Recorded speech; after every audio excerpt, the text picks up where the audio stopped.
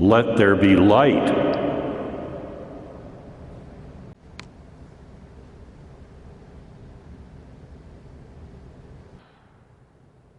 Welcome, everyone, to St. Joseph University Parish and another episode of Behind the Scenes. I am your host, Rob Murray. I'm the pastoral associate here at St. Joe's. And today we are going to talk about the very first words of God, let there be light. We are in the process of changing out light bulbs here in the sanctuary to make it a brighter worship experience for all of us.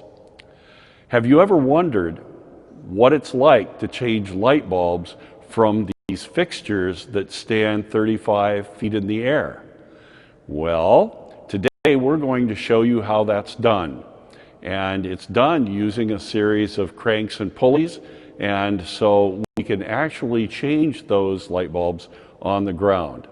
I'm going to turn this over to our business manager, who is also in charge of all of our buildings and grounds projects, Anna McDaniel.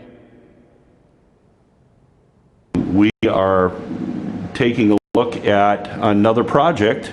This particular project has something to do with a couple of props that Anna has in her lap. So I'm going to turn this over to Anna to let you know what we are doing behind the scenes. Hi. I've been asked several times over the few years that I've been working here about changing light bulbs in the church to LED bulbs.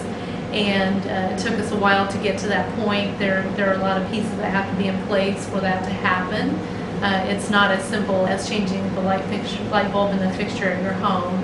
Obviously, the fixtures in our church are very high up, so there's a lot involved in that, and we have to have multiple people there to make it all happen. So we are now completing the project, and we have had fluorescent light bulbs in the fixtures for many years, and they were using 40 watts of power per light bulb, and we have 10 fixtures up there, and each fixture I think has a dozen bulbs on it.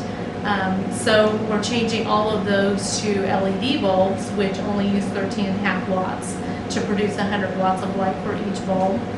It takes a lot of light to light up the church building to the level we need it to be lit. And so we are completing that project and looking forward to saving about 2/3 of the energy that we had been using with our fluorescent bulbs that were in the fixtures. As with any project here, volunteers were key in making it happen. And so we had a group of basically about 6 people who over the course of a couple of weeks have come in here, lowering light fixtures, changing all those light bulbs out, and we did not do them all at once. But it's a really fun opportunity to work together on something, and most of our projects are that way. So if you're ever interested in volunteering to help, please contact the office. We would love to have you involved.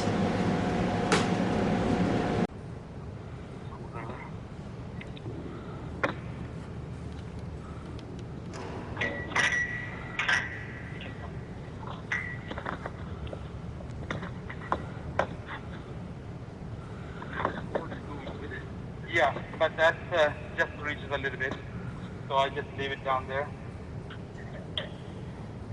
Okay? Ready when you are. Coming down.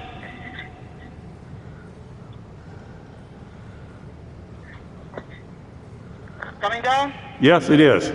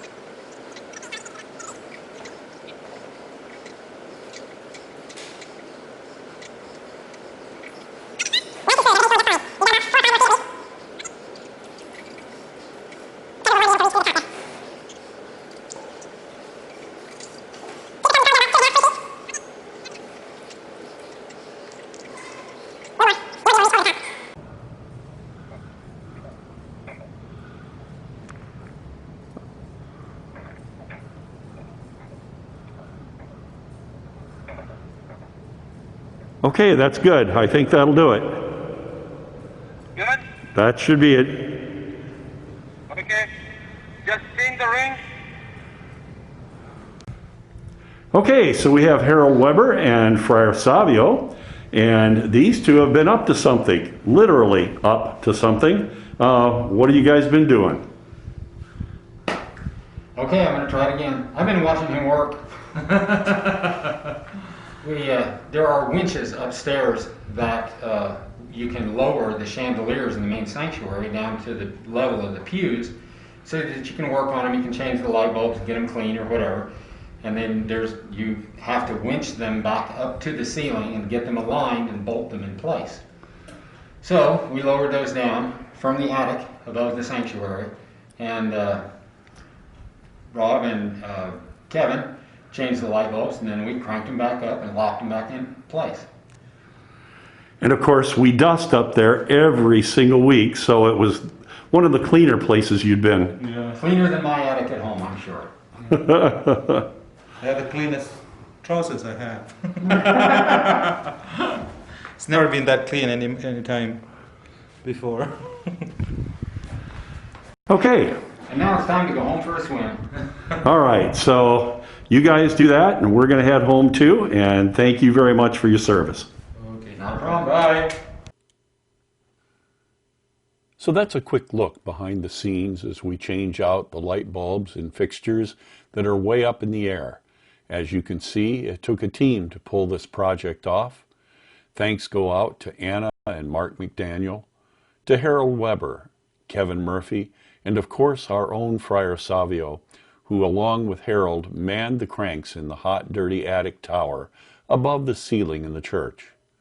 We hope you've enjoyed this installment of Behind the Scenes. While the corona bug lurks about, we are still busy with important projects, waiting for a time when we can all be back together again at full strength, worshiping God and enjoying one another's company. Until next time, this is your host, Rob Murray, wishing you all health and happiness and encouraging you to keep looking up. It's a lot brighter in here.